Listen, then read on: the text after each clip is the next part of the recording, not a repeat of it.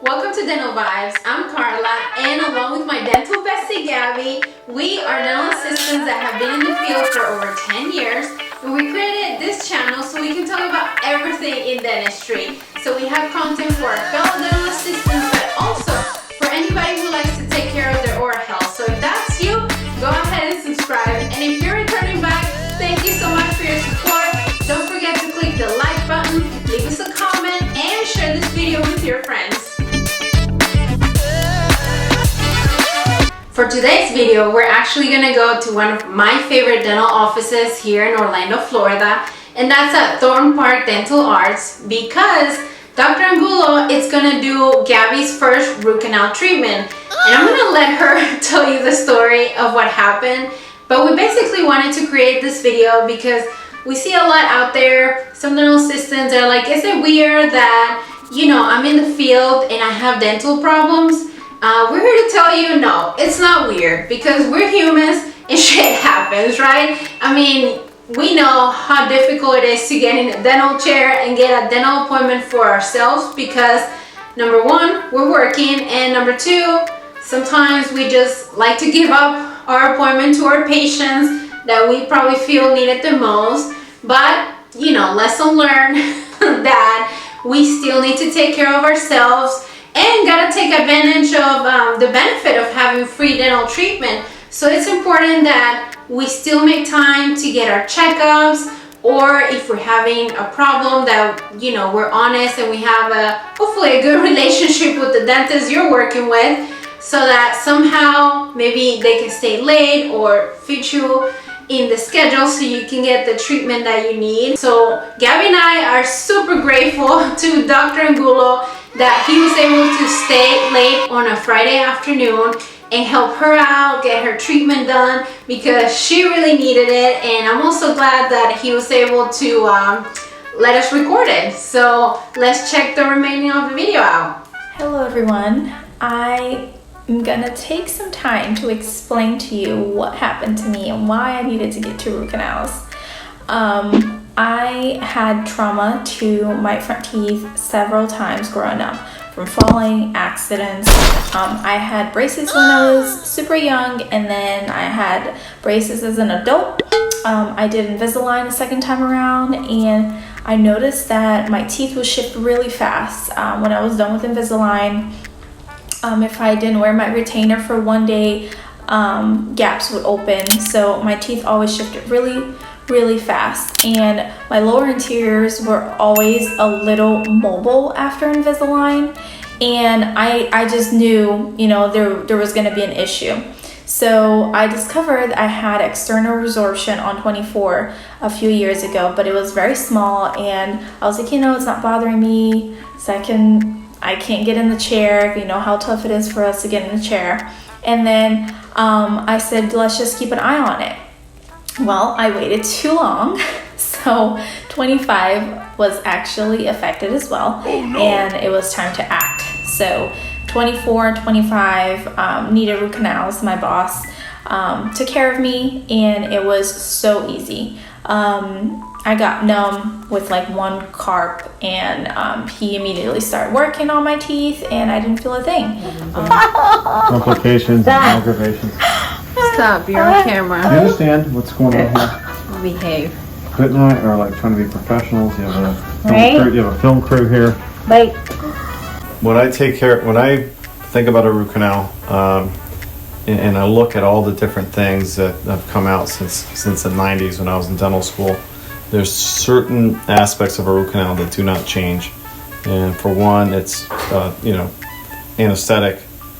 Number two, it's access. Absolutely have to have access. And then you have to have a pathway and establish a working length. So you really can't gain access unless you're numb, and you can't get the pathway unless you have good access and visibility. And isolation. In this case, we did not do the rubber dam. We used a dry shield and a cotton roll, and Gabby was comfortable with that. For me, the way I've just always done it, a lot of it's kind of old-fashioned, but it's worked. I don't have a lot of root canal failures. I go in with a 10 file, and I use J. Marita's It's a combination of the handpiece and the apex locator, and I establish my length that way and kind of get started on hand files until I get to 20, the 2002 file. At that point, I switch over to the sequence files from Brasler Endo Sequence, and I just crown what they call crown down. Normally I start with a 1506 and then a 4004 all the way down to whatever it is that is my I get a little capture zone. I get tugged back with the gutta percha and everything. But I get down to a certain spot. I take an X-ray midway through when I think that I'm where I need to be, and if I have to make any adjustments or corrections like we did today, we go ahead and do that. And today we did, I think, 25. We started at 19 and went to 20, and our final length was 21. And on 24, it was just 19. We left it where it was. I get to that point on the root canal where I'm happy with the cones.